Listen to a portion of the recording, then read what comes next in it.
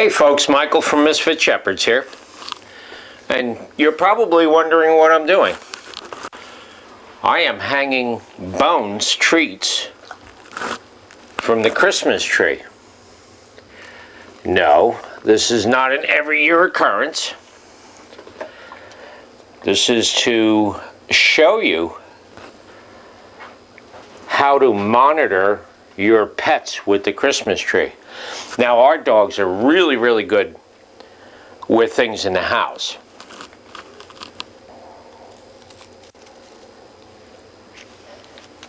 So we actually have to entice them to go near the Christmas tree.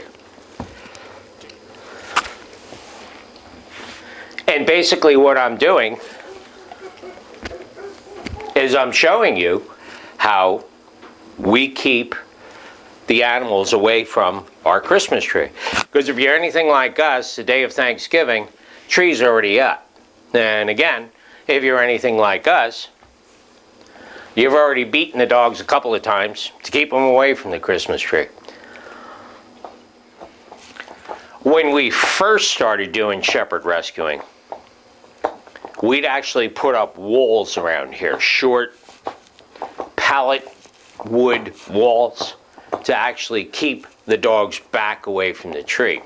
Unfortunately, what happens is it lessens the room in the living room, and the chances are you're already pretty tight with bringing the tree out. Wife didn't like it here either, so she decided no more walls. We were going to teach the dogs right.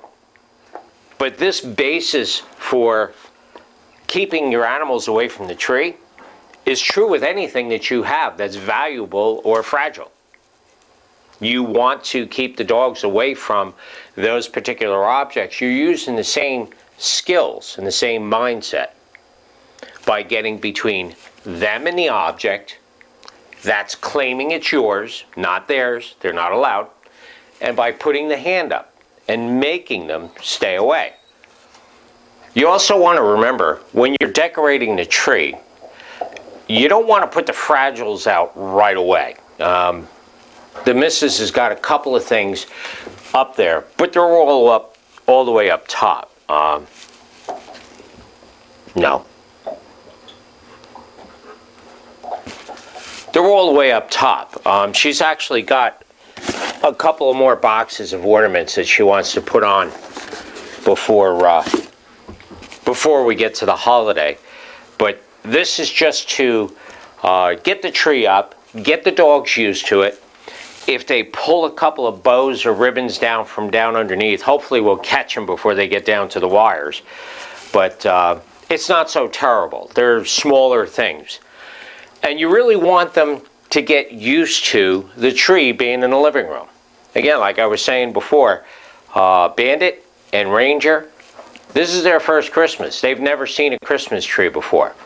And a Christmas tree's got a lot of sparkly things on it. It's got a lot of dangly things on it. Got a lot of things that might even smell.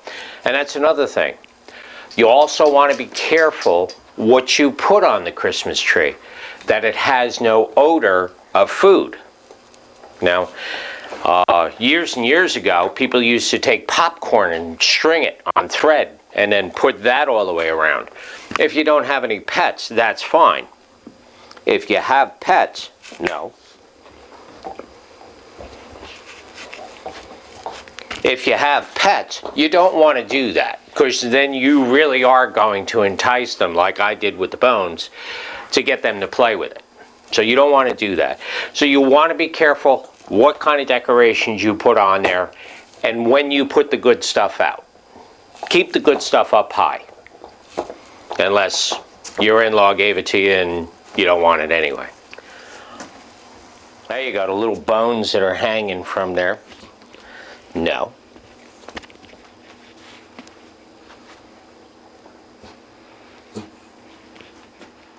Now, sometimes when the dogs are really hyper on the tree, you have to do what I call a long weekend of training.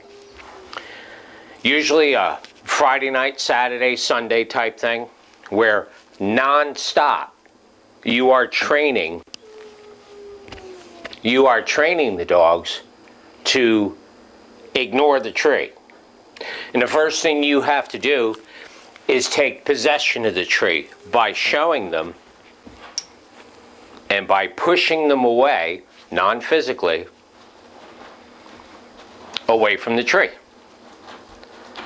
Good.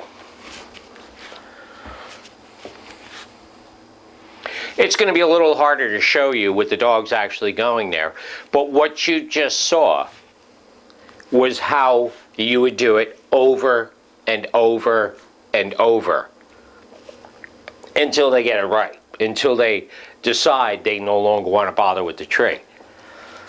Guys, come here. I actually have to entice them to go after the tree. Come here. Come. And I'm going to show them the treats are still hanging here and spinning around on them. No. Now, if a simple touch like that, which I call touch training, if a simple touch like that isn't working and they're still going after the tree, no, then you actually have to get between them and the tree and put your hand up. And that's the kind of reaction you should get. If you don't get that reaction, you need to show them that that's what you want to do by physically laying them down.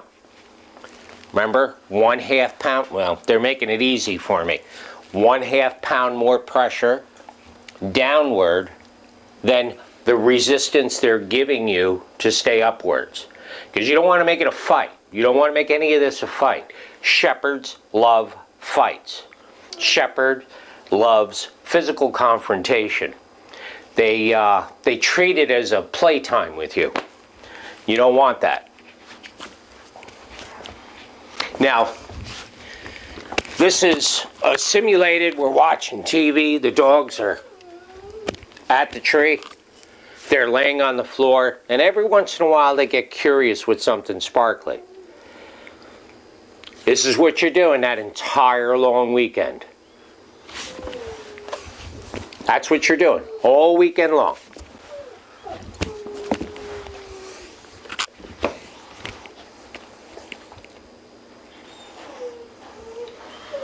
That's all you're doing. You're correcting them over and over and over again.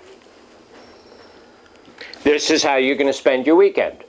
And if you do it right for that long weekend of training, you won't have to do it for the rest of the month, right on through Christmas and New Year's.